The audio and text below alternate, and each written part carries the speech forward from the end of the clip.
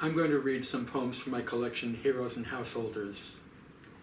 And I'll start with the title poem, Heroes and Householders. Great heroes and warriors perform their deeds, finally, for us, ordinary, everyday householders, who have, in Virgil's words, hearts that do not want great fame, but are content with a modest home, soft beds, tools and utensils in place of weapons. I stand holding a lethal knife, sharp enough to kill the enemy who has not yet, to my good fortune, entered this small but well-equipped kitchen. Chop, chop, chop, chop I go, on the hardwood butcher block table. The forward stainless carbon blade could have served Patroclus or Achilles himself. I pray I'll never be so violent. I don't use it to fend off Trojan warriors, making my brutal way into a war-destroyed city, but to render vegetables, mouth-sized and fit, for human consumption in soups and casseroles. This fluted fennel is next to go into the stock. Off come the soft, thin, ferny leaves. Chop, chop goes the balanced blade into the hard, white stalks. Promethean's legends say, carried his stolen fire from heaven in a stalk just like these. It must be true. A smoky licorice taste suffuses the moist hot onion even today. Boiled down to stringy tenderness, carrying nothing but a sweet, robust broth, it sits in my cast iron, white enameled pot, courtesy of Le Creuset, above regulated, paid for Promethean fire, brought to me now by Con Edison. Letter to Frank O'Hara. It had been raining for 10 years, just after our vows too, when the life of the party shouted, "Drop dead." What aplomb. All those faithless springs suddenly worthless, years of abandonment counting for nothing. Oh, horrors of enchantment, beauty of truculence. You can always depend upon the hostility of lovers. But we, a glamorous, shuddering chorus, eyes averted, move en pointe past the confessional's lurid glow. That peep show of self-pity. Really, Mary. As if our holy yawns don't prove we're simply riddled with purity. We'll float softly, silently, as the dreams of the inconsolable rhinoceros, pitiable as the tears of lost seagulls, sure as Adam's apple pie straight to heaven. The angel's impatience says we've all prayed for too little, and they can't wait to scold us. God's redecorating. He wants all his darlings back. Oh, Frank, have you missed us terribly whom you never met? I picture your daily grand jeté over the sun, knowing the moon never tires of loving you. I long to change costumes and visit. Let's see, blandishments, pitchforks, foreskins? Well, but then Edward told me you had the longest he'd ever seen. My mother loved me, so I got to keep mine, ensuring that there I would always be a goy. Just knowing that I've kissed lips that once kissed yours? But enough. Discretion is the better part of careerism. Now there is only one poet I love to read while dreaming.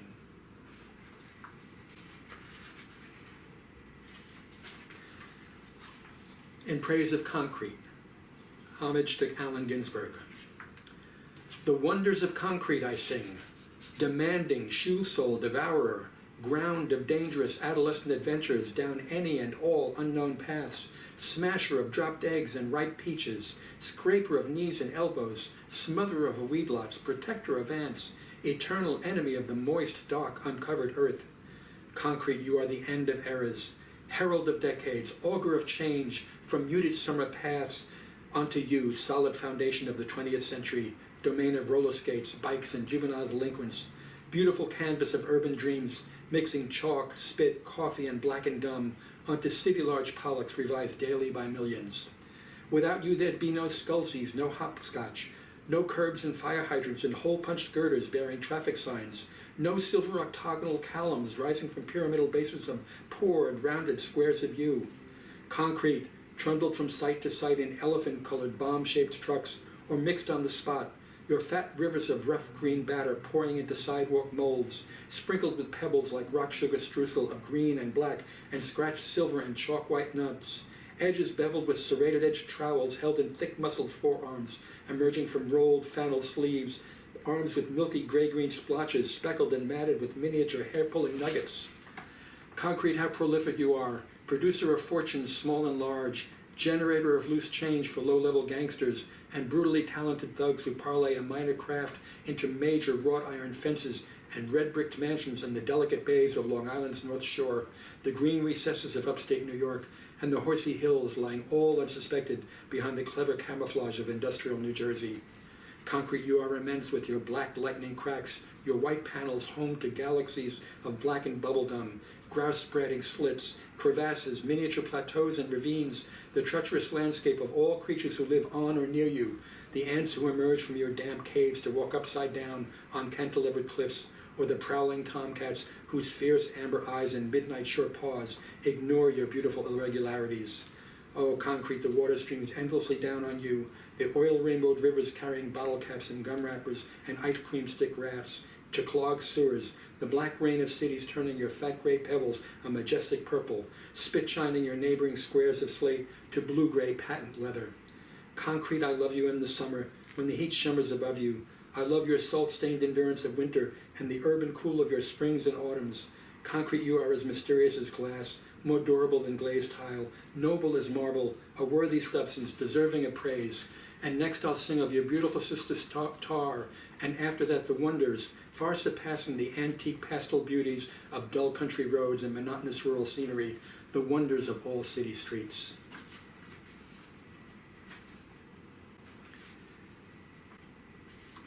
I'm going to read a poem that is actually about my life. Queer. When I was a child, I had a problem. I knew, with the naked knowing of youth, I was queer and would be all my life. I also knew not to tell anyone. Who would want to hear this? Silence said, be silent. Your desperation is your own. I kept quiet as best I could and walked quietly out of childhood.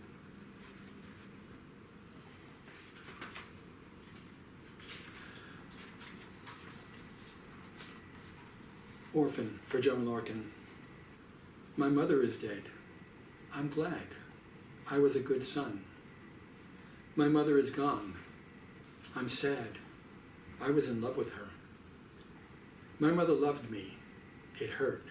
She loved my brother more. My mother hated me. I learned. She had no one else to punish. My mother ignored me. I yearned. My soul stretched all the way to God. And I'm going to end with the poem that is inspired by the cover photograph, Pears. About my favorite fruit. Pears. We met over 40 years ago, floating buttocky halves, spooned into pastel fruit bowls, even drowned in Del Monte syrup, love at first taste. Your flesh a luminous hue, hovering on the border of cream and August skies, your flavor pure as dreamed pleasure, grazing my waking tongue, a melting sweetness streaming down my throat. Your name a single syllable promising delight, pear, barely sound, mere parting of lips and hint of breath, apple green pea, the sweetest diphthong, EA, all the air in the world closed in rounded, ard finality. A perfect word, reducing your rumpled, pinnacled self to one gorgeous Old English syllable, pear. Right now, 6 of you sit ripening on my windowsill. A sky blue towel shields bottoms against further bruising. From the wood even at birth you instinctively flee.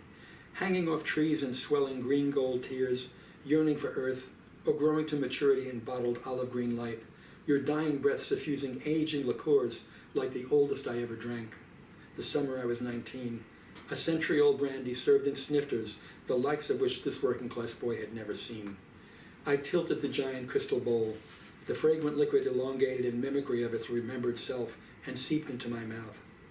A pear's ghost enveloped in flame lay down to rest on my tongue. We both were saved, at least for that night. Pear, look of women I love but don't lust after. I long to conjugate you. I pair, you pair, we pair. Like raspberries, Mozart, and love. For me, sufficient proof of God's existence. I trust you. Lead me by the tongue to heaven.